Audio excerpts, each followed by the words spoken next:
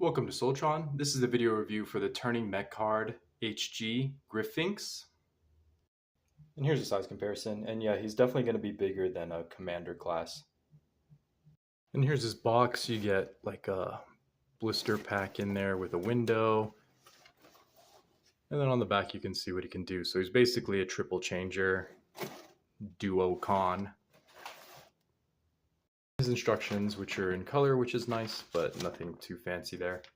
Okay, and here's a 360 look at this guy, and you notice that his back kibble is very nice. It's very streamlined back there. And then just overall, he carries the kibble very well. Everything's really thought out and pretty clean. And he looks fairly intimidating with his purple color scheme, and I think the white really brings out his colors as well, so all the colors work pretty nicely together. But yeah, really great proportions. His arms are a little bit long, but otherwise he looks quite good.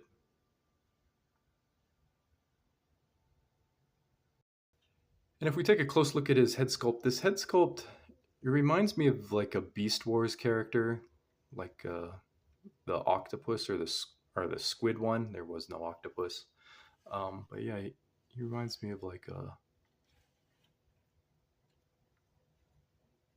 Mecard, I think his name was. But yeah, it's kind of a really interesting head sculpt because his tiny little mouth plate and this very bizarre head crest. Maybe it gives you kind of Egyptian vibes in a way, since this guy is kind of like an Egyptian god. But yeah, overall, pretty pleased with the way he looks. So he does have some interesting articulation. You can kind of fold these wing pieces down, which is nice. Kind of gives him like a cape looking vibe. He's got a ball joint neck, which is very good. It's like the perfect amount of friction. He's got heavy ratchets on these shoulders. Sounds really good. He's got bicep swivel, which is unexpected. He does have like curling iron arms, unfortunately, and they fold both directions, which is not great. So bending his elbow is just not really going to work here. And then if his wrist could at least swivel, then this wouldn't be such a big deal. Like this could be his forearm, I guess, but his wrist doesn't swivel, so it doesn't work. And then he does have outward motion here. He does have another outward joint here, so no issues as far as that goes. And then he doesn't have waist articulation.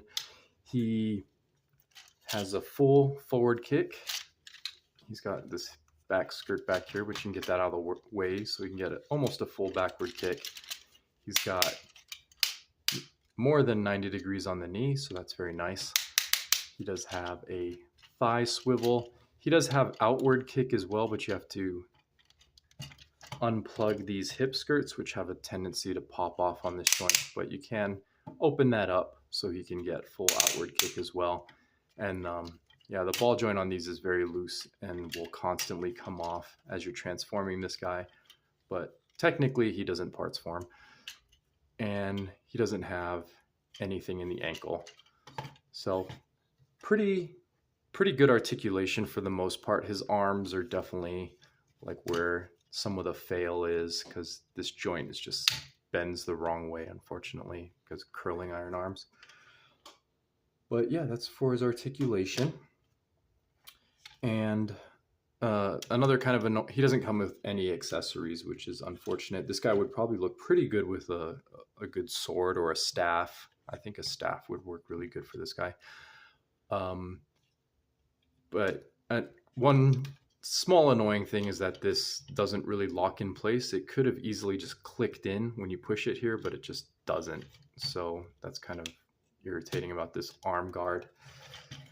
And if we come to the back, he's got this extra kibble back here that can kind of be oriented. And then this backpack can articulate if you needed it to for some reason. You could get it out of the way, but there's really no reason to do that.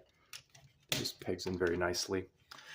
But yeah, so let's get him into some of his modes. Of course, you're going to press this button on his crotch, and that's going to separate him into his two parts.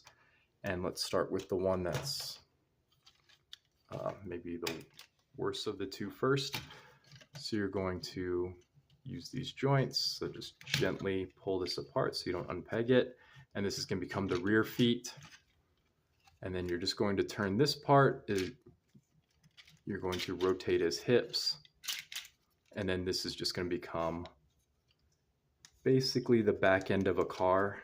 And that's what you want. You want that to just look like a car back here. And then you're going to rotate these down to become the rear feet. And then this section is very confusing. So there's a lot of things going on here, but first you're going to untab these from the back of the feet and then move these panels back. And then you're going to rotate up these little head sections, which were in his calves. And then you're going to break his knees going the opposite direction they're supposed to. And then you're going to fold these down and then rotate these little crab feet forward. And then these, you'll know you have this in the right position because it'll click in place. And then just do the same thing with the other side. And then you're just going to sandwich this monstrosity together. And you get this thing, which is supposed to be a Sphinx, I guess. It looks more like a crab of some kind. It looks terrible. This is really bad and just kind of pointless, but it's something he can do, so that's cool. He's got this extra mode, even though it's terrible looking. I like to actually not make this back end look like a car and just pretend he's got like a little tail section, because why not? So there's that robot, or that beast mode. And then for this beast mode, you're going to fold up his head antenna, shove his head down, fold up the, I don't know what this is, Griffin head. It's a Griffin, but really this is just a bird. You're going to fold these shoulders to become the wings, and then you're going to fold these arm panels to hide the fists, and then you're just going to fold them up, and these are going to become like the front talons. Yeah, you have to use your imagination. And then you're going to unpeg this back section here, and then peg it down here, which will be the same as the car configuration. This will become like a rear tail, and then you fold out these sections, and these gold bits will become his feet. So now he's got some rear legs.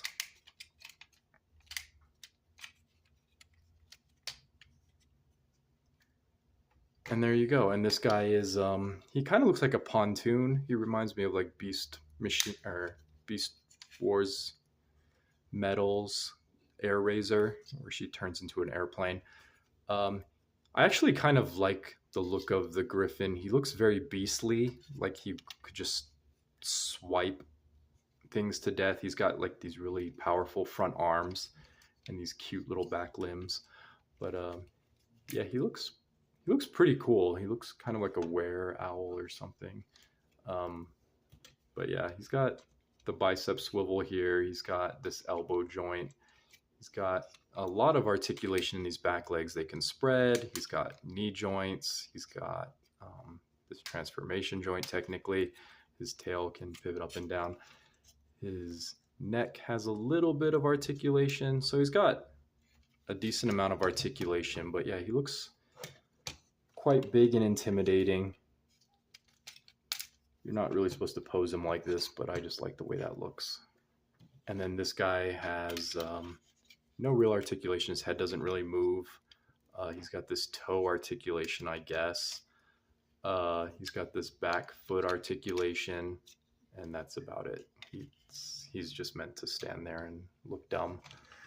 But yeah, there's your two beast modes. That's pretty cool. I think since this mode looks so bad, it would be cool if these two combined somehow into like some giant centaur looking thing.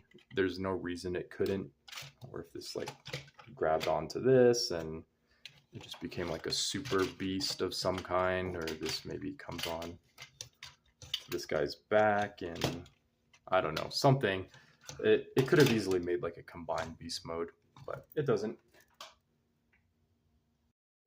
And then for a quick comparison, here's the, what is this guy called? I always forget what this one's called. The Phoenix, yeah, that's right. So here's Phoenix compared to Griffin, and Griffin is just more, he's a little bit bigger, and he's definitely more beastly looking, whereas Phoenix is just more graceful looking in comparison. This thing is just much more brutish, evil looking.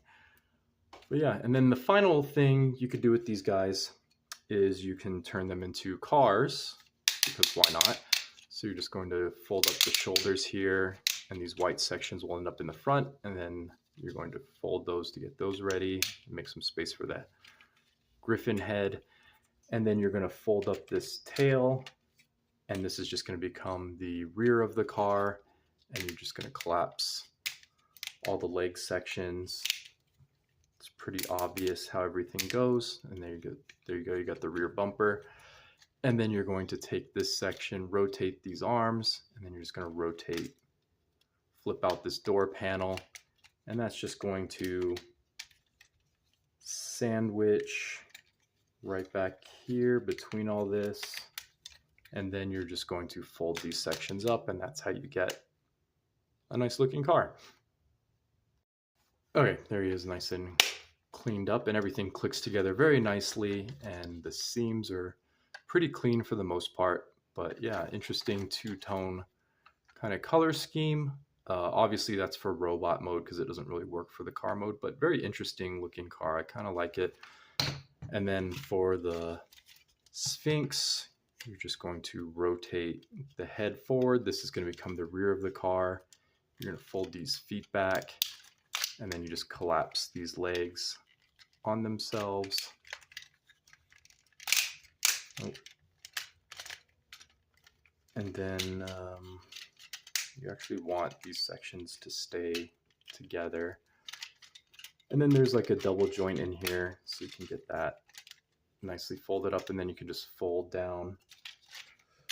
Actually, let's work on this first. You're going to, okay, and of course this popped off because it likes to do that. And you're going to just fold these panels here, and then this section will just fold up to become the front of the car, not the rear. And then you're just going to fold this panel down to clean up the look, and there you go, half a car. All right, and there's his car mode, which also looks quite good. Of course, everything's going to peg in perfectly, so you get a nice solid car mode. And again, the colors looks good here. When it shifts to the red in the back, that looks very awkward, but you get two gigantic Tobot size cars when you're done. And yeah, not a bad set. This was kind of a grail set for me, and then they sold out, so I was never able to get it. But then they re-released this set, so now it's pretty easy to get it. It was about $100, I want to say. Well, he's about $100 on eBay, but I got him on Gmarket for $86. It's a pretty good deal. I'm going to be selling this set because I like playing with him, but he just doesn't really impress me that much. I'm not super into it. But anyway, I hope you enjoyed that review, and I'll see you in the next one.